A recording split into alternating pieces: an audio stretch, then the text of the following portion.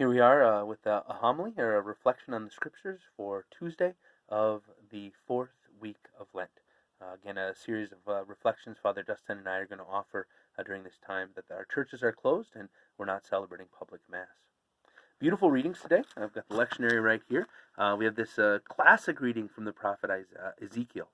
So Ezekiel has this vision of water flowing out of the temple. And it's just kind of cool to think about the actual circumstances. So the Temple Mount is up kind of on high, and he saw water flowing out of the eastern door of the temple. So that would have been down into the Kidron Valley.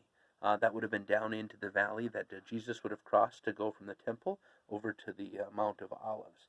Now that Kidron Valley, if you follow it, actually goes out basically to the Dead Sea. The Kidron Valley goes from a place of relative kind of prosperity, Jerusalem, where there's agriculture and there's people and there's a town, into drier and drier wastelands. And eventually it comes down to that place where there's all this water, which is rendered completely inhospitable to life because it's so salty. And so this water, we're told, as the prophet kind of walks along, this water behaves very strangely. First of all, it brings life to all these lifeless places. It brings abundant vegetation and harvest, new life. And even to the Dead Sea, it causes there to be abundant fish, something that there are certainly not in the Dead Sea because it's so salty. The other thing that happens, it's very strange, is that, if you're dealing with a water flowing out into a desert, as it goes farther into the desert, it tends to diminish. It sinks into the ground, it evaporates. But this water coming from the temple doesn't diminish, it deepens. And so as the prophet goes farther and farther away from the source, as he goes farther and farther into the wasteland, there's more and more abundant water, more and more abundant life. A very, very powerful and beautiful vision of the Lord's grace and power, bringing transformation, bringing healing, bringing new life in a very unexpected place. If we look to the gospel, we see Jesus kind of acting out this grace, bringing this to fruition. He comes to this man who is crippled, this man who cannot walk, and he brings him healing. He just simply commands him, rise, take up your mat, and walk. And then we see the man healed. We also see the resistance of the scribes and the Pharisees. But very beautifully, we do see the Lord's power to bring this healing. The Lord's healing power is power to transform. We're invited to trust it in that beautiful vision of Ezekiel, where we see an instance of it in the gospel as Jesus heals this lame man.